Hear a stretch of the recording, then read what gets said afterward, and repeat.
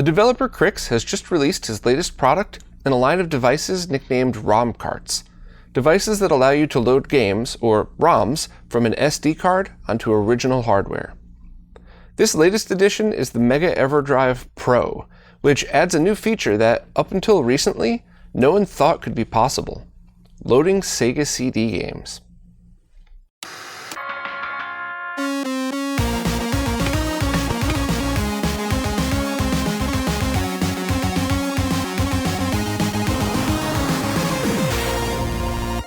For years, Crix was the leader of the Sega Genesis ROM cart scene, offering 3 products with not much competition.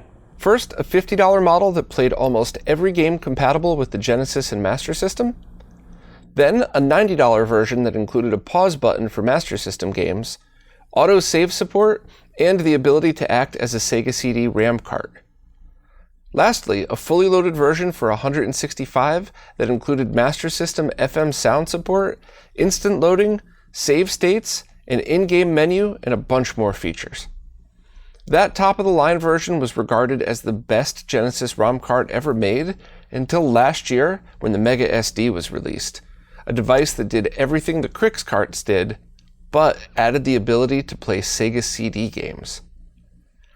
For this review, I'll be showing how a Genesis Everdrive works, showing off features of the new Pro Edition, and seeing how it compares to the Mega SD. So let's start from the beginning, how to set up the SD card. I always start out by formatting an SD card, and unlike most other ROM carts, the new Mega Everdrive Pro supports exFAT formatting. That means Windows users don't need any special software, but I still decided to format my 256GB card via FAT32 using custom software, so I can use it in multiple Genesis ROM carts. Also, 256GB is just big enough to fit the entire 8 and 16-bit Genesis library, including CDs, so I chose a Samsung card that's known to perform really well. After formatting, just download the latest firmware from Crix's website and extract it to the root of the MicroSD card. As a note, I'd strongly recommend checking for firmware updates on a regular basis, as Crix has a history of supporting his carts long after they were released. Also, Crix has already posted an update for this cart that fixed some launch day compatibility issues. The main difference between setting up other models of the Genesis Everdrive is this one requires the Sega CD BIOS files for the Sega CD ROMs to work. Just download the corresponding ones and rename them to the titles Crix specified in his text file. Then just leave them there. After the main firmware directory is set up, you can just load all your ROMs. I have the Smoke Monster pack neatly organized on mine. I also downloaded the redumped Sega CD set and extracted everything except the 32X CD games. More on those later. That's pretty much it for setup. Just extract the firmware directory to the root of the SD card and load up your games. After setup, just insert the microSD into the cart, plug it in like a regular game, and power on the Genesis. The cart will boot pretty much instantly, however, if there's a new firmware update on it, it might take an extra second or two the first time you power it on. After getting to the main menu, just select your game and start playing. The ROM cart works the same way original games do, and Genesis compatibility is pretty much perfect. Heck, even Virtua Racing will run thanks to the open source SVP core. However, if you have a Genesis 3, you'll need to perform an easy mod to restore support for Virtua Racing. This isn't an issue with ROM carts, it's even necessary with the original Virtua Racing cartridge. Most other compatibility issues you'll run into are also the same as when using original cartridges. That means Master System games won't run on a Nomad or Genesis 3 VA1 without a mod, and they can't run at all on a Genesis 3 VA2. Also, you can't load SMS ROMs with a 32X plugged in, which is the same as with real hardware. 32X games all work, but as expected, an actual 32X is required. There's no way a ROM cart like this would ever be able to play those games without real hardware though, so it's not a fault of the Crix cart or any other one. I'm sure there's other compatibility issues, but overall, just have realistic expectations. If there's an issue with the original game, then a ROM cart most likely isn't going to fix it. As long as you loaded the BIOSes properly as shown before, Sega CD games load the same way as other games. Just click on them, press start when the BIOS screen appears, and play as if it were on real hardware with a disc. I don't have time to test every single Sega CD game, but after the latest firmware update, I didn't have any compatibility issues at all. Everything just worked. Now, before we go any further, I just want to take a moment to reflect on how freaking awesome it is that we could play Genesis, Sega CD, Master System, and 32X games all on one cartridge on original hardware. I'm going to dig in pretty deep because this is the RetroRGB channel and that's what we do here, but I just want to make sure that everybody knows that both of these choices are absolutely excellent, and I don't know if there's really one clear winner, but it's kind of my job to nitpick each one and really see what they could do. So let's dive in. It's my personal opinion that all I really care about in a menu is fast, easy access to games. Both menus are pretty fast to navigate, which is great. The MicroSD also offers a software package for your PC that would scan your SD card and automatically create thumbnails for each game. I never minded the look of the Everdrive's menu, so this just comes down to each person's preference. Now let's test load times. Cartridges boot quick on both, however the Everdrive boots directly to the ROM list with no splash screen, saving you a second or two. As for ROM loading times, the Everdrive is about a second faster, but we're talking 2 seconds versus 3 seconds. They're both so fast, I think of them both as instant loading. As a note, pressing start in the Everdrive will launch the last game you loaded, while the MicroSD has the last game played listed on top. Both cool options. Sega CD load times are pretty much the same between the two as well. In fact, they're going to be about the same as original Sega CD in mint condition, but if you have something like a Sega CD1 with a worn out gear and an aging laser, you might find the load times to be much faster on both, especially during times that the laser assembly would be moving around. Neither cart is able to load a Sega CD game when an actual Sega CD is connected. They'll still load other ROMs just fine, but the MicroSD won't even show CD games, and the Everdrive will give you an error. This isn't a problem with these carts, it's a bus conflict with the Sega CD itself. For similar reasons, neither cart will load CD games with a 32X connected, which means there's no way to play 32X CD images. You're not really missing much though, because in my opinion, most of these games are pretty terrible. Unfortunately, that means CDX and XI users can't load Sega CD games from any ROM card at all. You can use both carts to launch original Sega CD hardware though. The Everdrive has a menu option that allows you to boot directly to the attached hardware, and also both carts have the ability to load CD BIOSes that bypass original hardware by loading them the same way you would a ROM. In this mode, both carts can act as a Sega CD RAM cart, which is really handy. While the ability to load different region BIOSes is cool, I hope someday the MicroSD, as well as the Everdrive X5 and X7, will get the direct boot option the Pro has, since I found it really quick and easy to use. Just remember, if you want to play Sega CD games from these ROM carts, you'll need to disconnect the Sega CD from the Genesis, not just unplug its AC power. Now let's go through some of the settings. Pressing C on both carts brings up the menu. On the Everdrive, you could select through a list of previously played games, which is really handy. You could also edit cheats, run some diagnostics, check the firmware version, and launch Sega CD hardware like we showed before. The diagnostics are cool since it'll even tell you the speed of your SD card. Inside the options menu, you can toggle the in-game menu, the mega key for region-free settings, cheats, and the SMS BIOS and FM sound. I'm not really sure what the advantage would be to using the original SMS BIOS, as those games all load fine just as is. Toggling the FM sound is a preference though. I enjoy Master System FM sound in most games that support it, but you could turn it off if you'd like. In the Mega CD options, you could toggle the audio filters and save game options.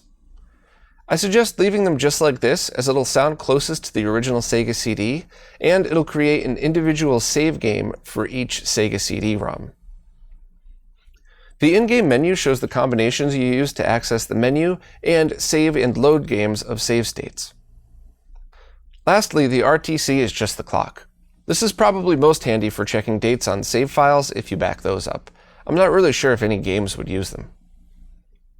The MicroSD has pretty similar options. I did a full review on that last year, so please check it out for more info, and keep in mind there's been some firmware updates that tweaked these as well. Each game has a few options you could choose from individually after selecting the game, such as direct cheat access. After launching the game, toggling the in-game menu will give you access to save states. Just select which number slot you'd like to load or restore, and it works pretty well. There's 100 total slots to choose from, so you might want to leave yourself notes as to what each save is. I bet this would be really handy for speedrunners looking to practice challenging parts of the game they're running. As a note, restoring from a save state can cause audio issues on all devices that support it, so it's recommended you create a save state when the game is paused, even with emulation. Another cool feature is the ability to preview your save states, in case you forgot what each was. Just go into the Everdrive's BIOS directory and navigate to the corresponding Genesis save folder. Then, you can check out each one and see what it looks like. There's even in-game menu support with the Sega Master System, which is something the MicroSD currently can't do, but may be added in a future firmware update. It works pretty much the same way, it just uses a different button combination to access it as we saw before. One thing to note is modded Genesis 3s and some Genesis 2s won't support SMS in-game menu, as their chipset doesn't support access to the Master System that way. This would be an issue on all ROM carts though, not just these. Also, 32X games don't support in-game menu on either ROM card as well due to how the 32X itself works. Unfortunately, the new Everdrive doesn't seem to have any in-game menu support for Sega CD games yet. According to the manual, multi-disc games are supported by labeling each disc of the game the same exact thing, just with a number at the end signifying the disc. Then it'll switch automatically. I'd really have preferred an in-game menu option to switch manually, but maybe that's something Crix will add in the future. When the MicroSD was released, they showed off a feature called MDPro that replaced the music in Genesis games with CD quality music, much like you'd find with a Sega CD game, or like you'd find with the MSU1 audio hacks for the Super Nintendo. This allowed for some neat things like replacing the tracks in Moonwalker with the original songs, and replacing the music in games like Outrun with the arcade soundtrack. There's only a few of those hacks available, but Crix has made an IPS patch for each. Simply download the patch, name it the exact name as the ROM, and place it in the proper folder in the Mega directory. Then, when you boot the MDPro game, you'll hear the CD audio. And if it didn't work, you either won't hear any audio at all, or it'll boot to the Sega CD BIOS and let you play the track, but not launch the game. Get ready.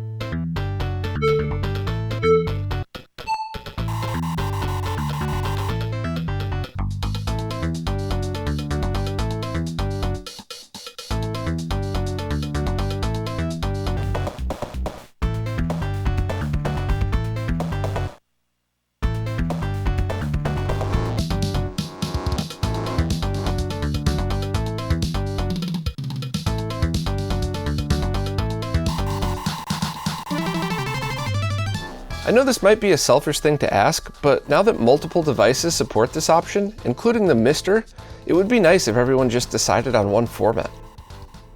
One thing to note is a fully loaded MiSTer is about the same price as one of these ROM carts in an original console. The MiSTer supports pretty much all of the features both of these carts do, but it won't support any original hardware or cartridges, only controllers. I'll have a video dedicated just to the MiSTer soon, but I just wanted to mention that. One really neat bonus option of the Everdrive is the ability to load NES ROMs. Apparently the FPGA Crix used is powerful enough to run a NES core without any special chip support though. That means some games will glitch out or won't be supported at all, but in my opinion that's totally fine. This is still a really cool bonus and might be a fun option for people who haven't RGB modded their NES yet.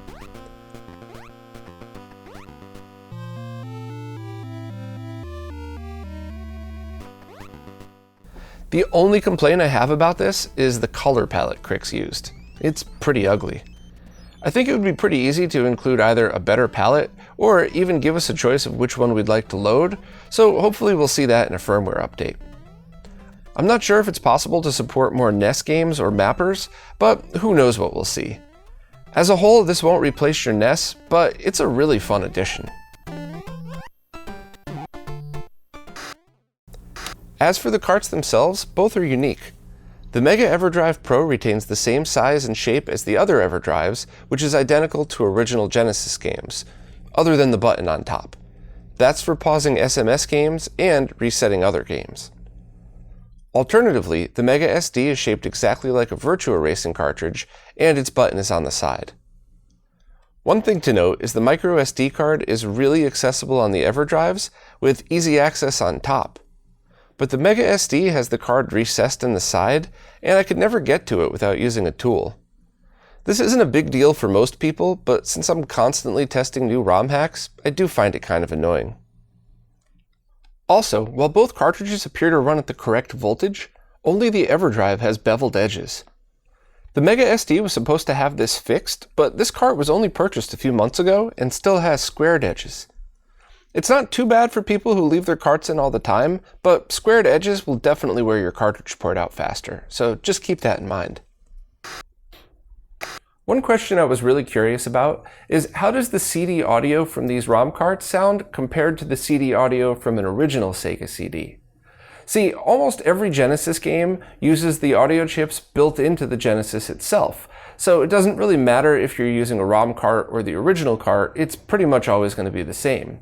However, Sega CD generates its own audio and just reads the tracks off the discs. So that means that the ROM carts that are emulating the Sega CD hardware have to be accurate as well. Now, there's a project called MDFourier that uses special analysis software and some special recording tricks in order to compare two devices to see exactly how close they are to each other. So for the first time in the retro gaming world, we're not relying on subjective opinions, we actually have real measurable tools to see how close to the original it is. Now, I used those MDFourier tools to run a series of tests across both ROM carts and original hardware that's been pre-tested to make sure that everything is running okay to see how each of them performed. I'd now like to invite the person who created MDFourier, Artemio, to come on and explain what all of these test results mean and how they would apply to what we would actually hear when we're playing these games. Hello guys, it's my pleasure to be here at RetroRGB talking about these two fantastic cards, and we'll be exploring how they compare in the audio department using MDFourier, which is a part of the 240p test suite. MDFourier allows you to compare two audio signals by comparing two recordings. One is defined as a reference here, and one is a comparison. The reference file will tell or direct the efforts of the comparison, and the comparison file is going to be the one that's being scrutinized against the reference file. I'm going to take two Sega CD recordings. They are from different systems, different Genesis systems, but the same Sega CD. Okay, I'm going to run it with the basic settings. Of course, I need to select what kind of comparison I'm going to do. This is Sega CD. Comparing both, it throws a lot of information regarding balance on recordings, the delays from the CD-ROM, the noise you have, so you could use this to compare cables and the power supplies as well. And also generates graphs. That's what we're going to be seeing and explaining, the basics of, okay? And the main output of the software.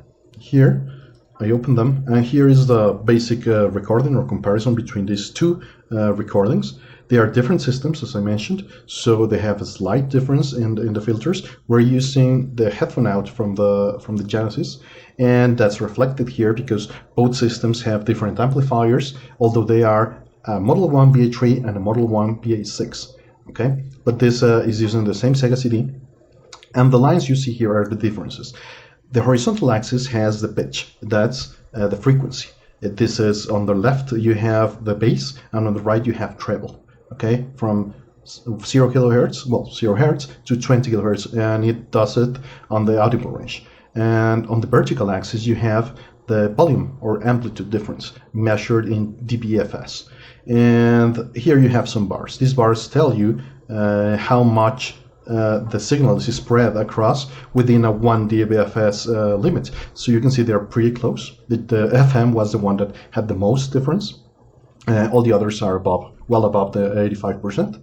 And if you raise that to 3 dBs, it's a 100% match. Of course, this is due to analog recording and different systems, but I wanted to show you something that differs, because I'm going to be using Bob's recordings that are from a different system, on a different country, on a different audio card, and with a different procedure, and they still match. And that's very good, because we've been able to match systems on different places with different methodologies, and we know that the systems are consistent. So the tests are valid in that regard. And we're using the headphone out because that's what these cards use. They use the headphone out as the output in stereo for basic Model 1 systems, and you can also use the DIN, but it goes through the same process of filtering and amplification than the Genesis audio does. That's different from when you use the RCA out from the Sega CD, and we've shown those results in other places. You can watch them if you want. Also, there's the delays. MDFourier lets you know how much the CD-ROM took to access.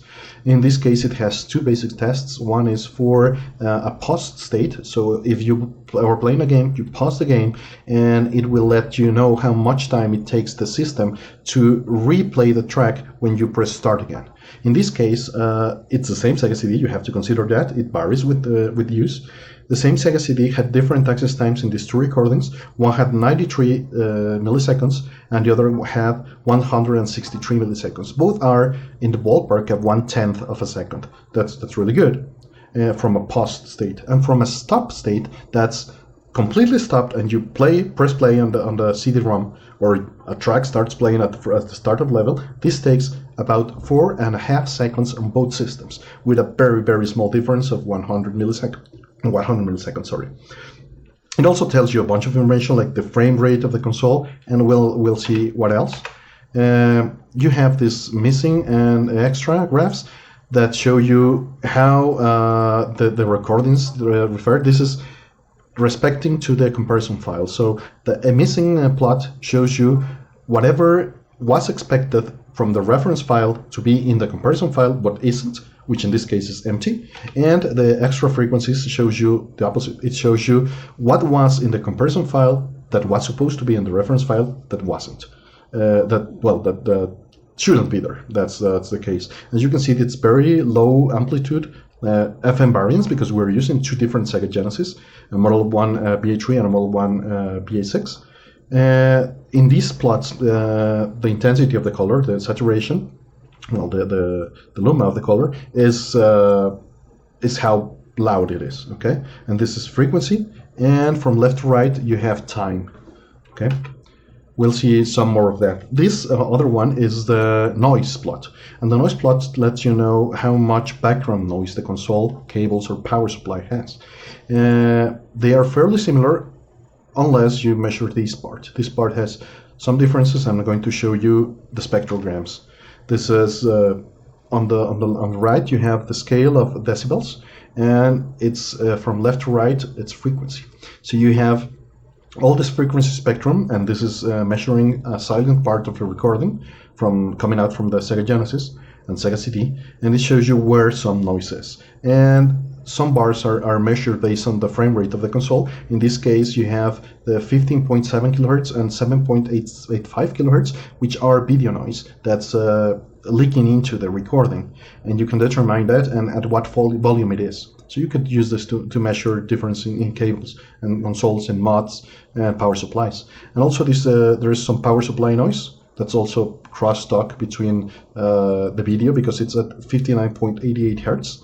And its harmonic frequencies. But I'm going to just rapidly compare between the two, BA3 and BA6. BA3 has this bigger peaks, and BA6 has less. This is obviously based on my console, the power supply was using, etc.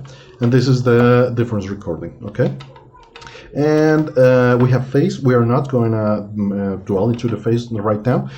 We have the spectrograms that show you how much each of the frequencies is comparing to the other channels. You have the colors that reference you to what they represent. You have FM, SPSG, noise, PCM, and CDDA. As you can see, they follow a curve from a low-pass filter that has the console has inside. And this is the BA6. They are quite similar. I'm jumping between the two, so you can see how much they differ. And this is what the difference plot that I was showing you does. It does that difference and plots it. Okay, so I'm going to go back to those two spectrograms. Okay, this will be important later on. And this finally is a time spectrogram. It shows you the audio file in time sequence. This is left is 0 seconds and right is the 1 minute and 20 seconds or something that the test takes. And you can see that they are playing, we are playing the scales, right? From low frequency to high frequency. So the y-axis is the frequency. Here it's labeled from 0 Hz to 20 kHz. This is the human hearing audio spectrum. So that's why we are focusing on. And left to right, this is time, as I said. So the tone, you can tell that it goes from bass to treble, from low frequency to high frequency, and does these sweeps, these diagonal lines or curves that go ascending in time. PSG or SPSG has two swipes, noise, which is random noise, of course, and now PCM. PCM does this sweep from the frequency from 0 to 16, and then we have some noise, some aliasing from the conversion from analog, because this is the Nyquist frequency for PCM. It plays at 32 kilohertz, so this is the most frequency that can be represented, and above this it's basically noise, but it's created by the codification, and this is CD-ROM. It should be a perfectly orange line, but it has this subsequent lines that are caused by the low-pass filtering and the amplifier on a real Genesis. You won't get this on when you are using the RCA outs from the Sega CD, but the mix will be different, and that's completely off the case here because we're comparing only headphone out. Okay, and this is the other Genesis with Sega CD. They're basically, I'm gonna switch between them. They're basically the same, as you can see. Okay. That's what we're going to be using to compare these two recordings from these two cards. I'm going to start by the MicroSD. Okay, I'm going to plot it using the exact same techniques, and we'll see what results it gives us. And you can see that the differences in axis are already there. We'll be analyzing them when the plots are ready. Takes a few seconds to run, and we'll see the plots, also the noise. Now, take in mind that this is using Bob's recording, and it's a slightly different system, a different Sega Genesis, different audio card, and different everything. But we get meaningful results, and that's the important part. As you can see, FM is basically a line, as well as SPSG and noise. They have differences, yes, in the high spectrum, but they are not that meaningful. And we have PCM and CDDA. PCM is in purple and CDDA is in orange. And as you can see, we have some reflections here that we'll discuss later on, what they mean and where they come from. We have a different curve from CDDA that's lower in volume as frequency goes up to the treble. Okay, that goes down to 60 dBs. And you have also that PCM goes higher in volume, up to 12 dBs. In a curve that follows a different pattern than the original console. We'll see what that means. We talked with Cherry Onions slightly with NeoDev, and NeoDev says that they could fix this in firmware, so that's very, very good news. So they could better approach original hardware. And to be honest, this is not really bad. This is a very good approach where you have almost closed frequency response, and they only differ in the filters, and they could filter or change the filters in future firmware releases, but we'll be seeing that. Now, regarding the delays in CD axis, you can see that from pause state, they are fairly similar, around the same ballpark, 100 milliseconds and 200 milliseconds. For the card is slower from pause state than this take on the Sega CD, not necessarily always. The card is pretty consistent from what we've seen, and from the stopped and stop state to play state, there's a big difference. You have 4 seconds and 4.5 seconds on the Sega CD, and 1 second on the MicroSD. Of course, this could also vary by the speed of your SD card, but we don't expect it to vary that much. Okay, this is the missing frequencies. This is the stuff that's missing. We don't care about the Genesis stuff, we're not comparing that. We care only about PCM purple and CDDA orange. And you can see that the MicroSD already has some missing frequencies here. But these frequencies, if you remember right, we were expecting only a diagonal line, and this was noise. And that noise is not present on the MicroSD. These are these reflections that you're seeing here. This is the aliasing or noise from the original Sega CD, from the noise low-pass filters that are applied and that are not present on the Mega SD. Okay, and that's an artifact from using the headphone out and the path that the Sega CD takes to amplify to Genesis. Same with this. Okay, this is unexpected. Well, it's missing from the original Sega, from the Mega SD compared to a Sega Genesis. And this is the extra frequencies. The extra frequencies we'll talk a bit more about this part in ADPCM. But as you can see, it also has some extra stuff that was not present in the original Sega CD. And if you've watched the waveform, it has some distortion on the on these waves that are low frequency. They will probably also fix with the firmware update, but they are there, and it's some distortion on low frequency content. Okay. Now, this of course shall be shown here on the differences plot. This is what you're seeing here. Okay, let me go back to where we were. This is the noise floor, and as you can see, noise floor is quite similar to what we compared between the two Genesis. So we can say that noise is negligible between both consoles. I'm going to show you the spectrograms. You can see both are using a PA3. And we're getting very, very similar. We could have used the 24-bit recordings, but we didn't have the equipment at the time at both sides to get a better noise floor recording. But you can see that they are at almost 70 dBs. They're fairly low. And the spikes they're in the same places, even though we're in different countries. And also the video noise is fairly similar. Okay, and the SD card is not adding anything that wasn't there as noise between the consoles. Okay. This is phase, we're not dealing with that. This is the spectrograms. You can already see that the curves differ when I switch between them, what the plots from differences were showing us. And this is the time spectrogram. This is the original Sega CD, and it has that diagonal on the purple, and it has the red or orange line. This is the main, and these are the noise added artifacts that we get from application and low-pass filtering. And this is the Mega SD. This complements the difference plot. As you can see, the Mega SD has way less noise here. It's a very fairly diagonal line and clear line, but we get this noise from distortion on the low end. Okay, and PCM has the most difference. You can see it has a lot of what is called aliasing. That's a lot of artifacts across the interface, the frequency spectrum. That's caused because the Sega CD PCM chip runs at 32 kilohertz and CD audio runs at 44 kilohertz. So they have to do upsampling and that creates this aliasing that's very noticeable if you know what to look for. But they say that they can change that in a future firmware update. Okay, that's comparing the Mega SD. Now let's compare the Mega Everdrive Pro. Again, it's running same kind of tests. You can see that the volume difference is very, very slight, and that's also compensated internally. We also are getting the pause delays that are also very similar. It's smaller. It's 132 milliseconds instead of 160, but that's just like nothing. It's 30 milliseconds more. I believe that Bob used the same card, and also the play command had the same response, 1 second. We can compare them later on, but here you have the frequency response, and you can see that it's way flatter. We're comparing again the same system and using the Mega Everdrive Pro in this case.